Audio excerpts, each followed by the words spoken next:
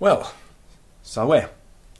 This is going to be our first actual lesson, but it's going to be a bit different to the usual Latin lesson that you'd expect to find nowadays, because we're going to be using a method developed by this gentleman, if you can see him there, John Amos Comenius. Now, if you Google for John Amos Comenius, Comenius, you will find an enormous amount about him.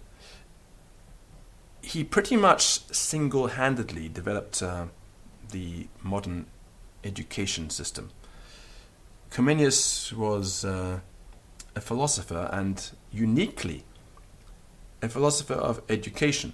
He wrote exclusively about education, and of particular concern, language learning. And much of what he had to say, and much of his material, is still of very great relevance to us. Now, he was talking about teaching Latin at a time when a student really, if he wanted to get anywhere in life, needed to have pretty good Latin skills. Universities throughout Europe, whatever country you were in, the lectures were given in Latin, whether you were in Cambridge, or whether you were in Paris, or whether you were in Bohemia. The lectures at a high level throughout Europe were given in Latin. There was a unified education system. If you wanted to become a member of one of the learned professions, so-called medicine, law, you had to learn Latin. So his concern was, how do we impart this ability to read the language, to write the language, and also to speak it, because you had to be able to speak it to some degree. And certainly you had to be able to read and write. He approached this from a variety of angles. First, the issue was building up vocabulary.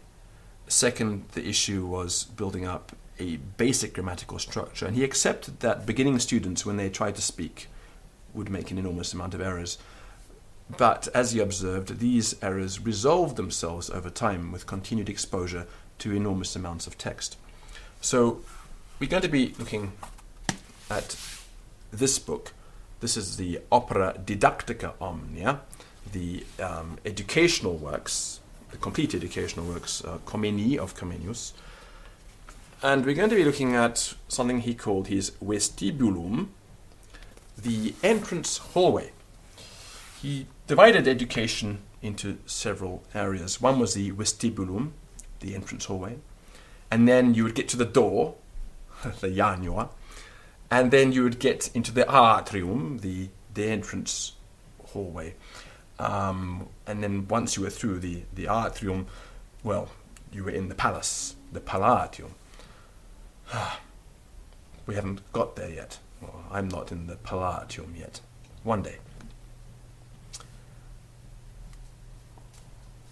Here I have a printout of Comenius's vestibulum, and we're going to start to look at it. Now, it's interesting for a number of reasons. The way he teaches vocabulary. This text he thought would take about 9 months. It's a tiny little text. Take about 9 months to get through, with an associated basic grammar. Now, we're going to be mixing this with bits of other material from more modern texts. But let's start. Januae Latinitatis vestibulum. So the entrance way, the hallway of the gate of Latin. So we like at the front porch of the house, so to speak, and we're going to be hanging around on the porch for a while before we even get to knocking on the door. This text was intended for 6-year-olds. And after he wrote this version, Comenius rewrote the text with an illustrated version. The first ever illustrated children's book. designed to teach little kids Latin and about the world. Venite, come. That's in the plural. Venite. It's an instruction, an imperative. Venite puri, come, children. Discite, that's all of you. Learn. Discite Latinam linguam. Now, because Latinam linguam is the thing that's being learned, it's in what we call the accusative case. We can think of it like a finger pointing. Discite, what you're learning. If you can point at it, the verb is acting and pointing. Discite Latinam linguam. And so I can say Latinam linguam discite. And you'd still know that Latinam linguam is the thing that we're talking about. It's in what's called the accusative case. Discite Latinam linguam. Now we can't translate this accusative into English, so I'm using this hand pointing. Latinam linguam. If you know Hebrew, then the little article eth, also points out the accusative case in Hebrew. So that's quite an easy transposition.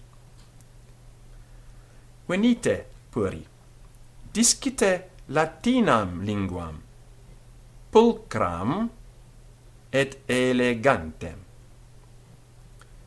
Pulcram, beautiful, et elegantem, and elegant. Comprehendite, once again an imperative, a command in the plural. Comprehendite, all of you, you all, understand it. Comprehendite. Pro vuestro captu. Now you will notice something that's happening there with my pronunciation. I've extended the sounds of the O's on the end of these words. Pro vuestro captu. According to your capacity. And we'll find out a bit later on exactly grammatically what's going on there. Et varias res. And various things. Et varias res. This word res, thing, you are familiar with because when you write a letter in English, at the very top it says re. R-E. Re. About the thing. It is the ablative case of the word res, a thing. So, re, about the thing. So you have a letter, and if you've been using Latin most of your life, or reading letters that start with re at the top of a letter, about the thing. So, et varias res, and various things. Sapientiae semina. Sapientiae semina. Of wisdom. Sapientiae, of wisdom, semina, seeds. So seeds of wisdom. And you'll notice that semen has a long E. So not semina, but semina. Then he goes on and says, Deus vos iuvabit. God was, that's all of you. Iuvabit. He will assist, iuvabit. Praeceptores. That's me and all the other guys like me. The teachers. Praeceptores amabunt. They will, in the future, they will love you. Ali. That's other people over there. Ali. Laudabunt. They will praise you, or they'll think you absolutely nuts if you try to speak the language, or they'll say, well, what's a dead language? What do you want to know that for? They say Latin. I thought no one learned that anymore. All kinds of things that people say to you if you say you're learning Latin, or they'll think that you're an immensely intelligent person simply because you're learning Latin, whereas anyone can learn Latin. It's not that hard. Ali laudabunt. Others will praise you. Ipsi, you yourselves, ipsi, gaudebitis. You will rejoice. Ipsi gaudebitis.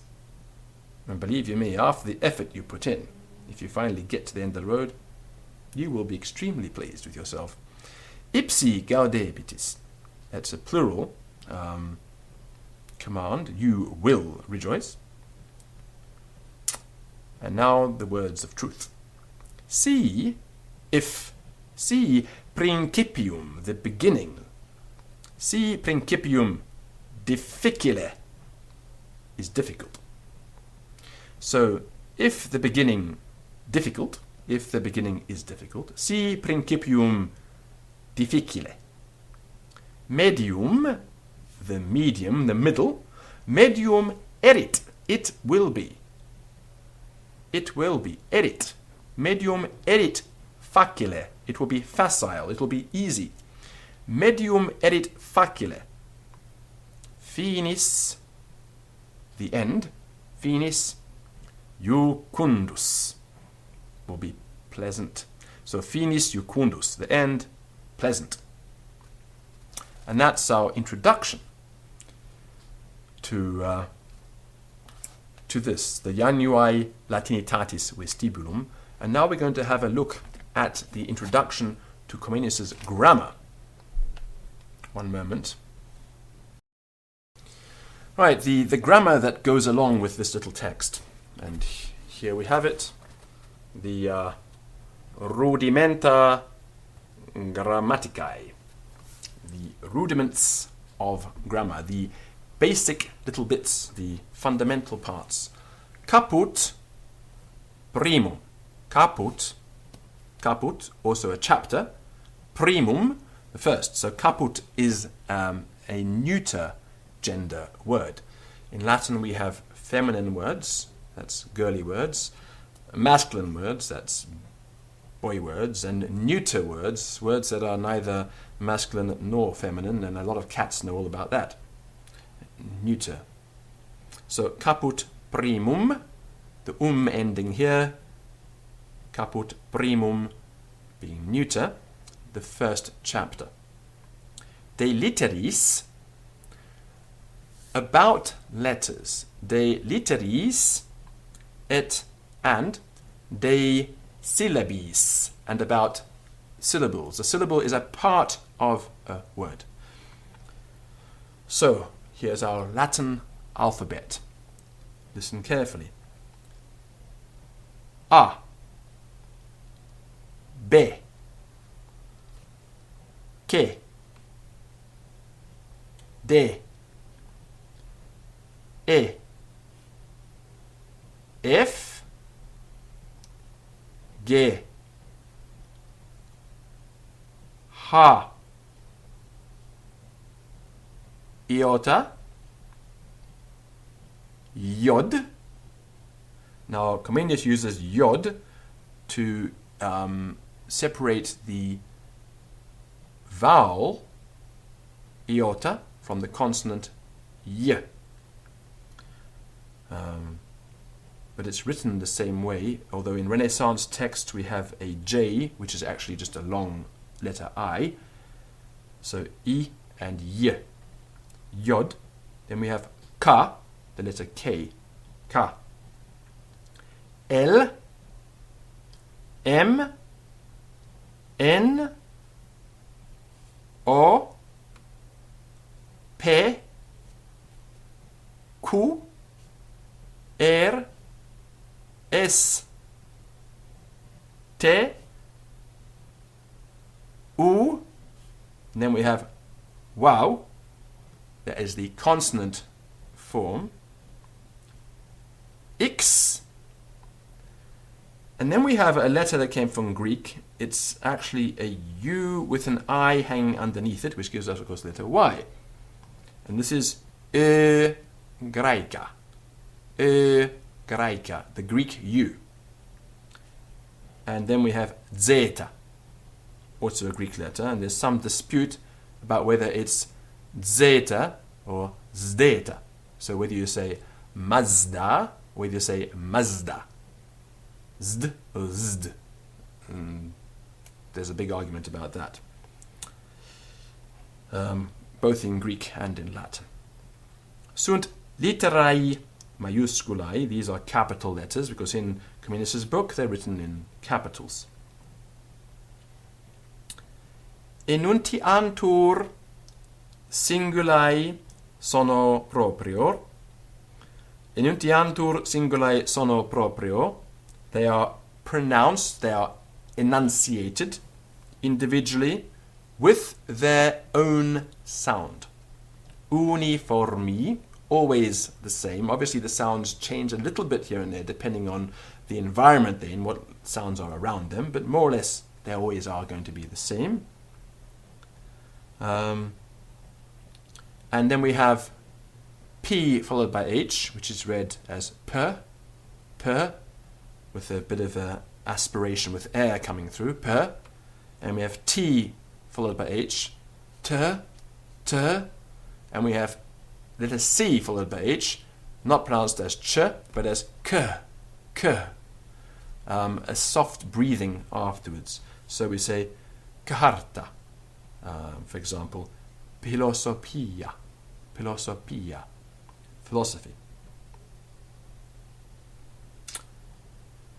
General advice here: characteres literarum, the characters of letters, pingendi sunt pulchre, should be painted beautifully, ut sit scriptura legibilis, so that your writing should be legible, should be readable. And then a bit of advice in brackets: exerceatur ergo, therefore you should practice. That applies to everything in life. And the final bit of grammar for today, the syllables. Syllaba est. A syllaba is. Well, unius literae, of one letter, ut a. So syllaba est vel unius literae ut a. A has got one letter, it's a syllable, a. Well, duarum literarum, well, of two letters, ab, A-B, ab. It's a two-letter syllable.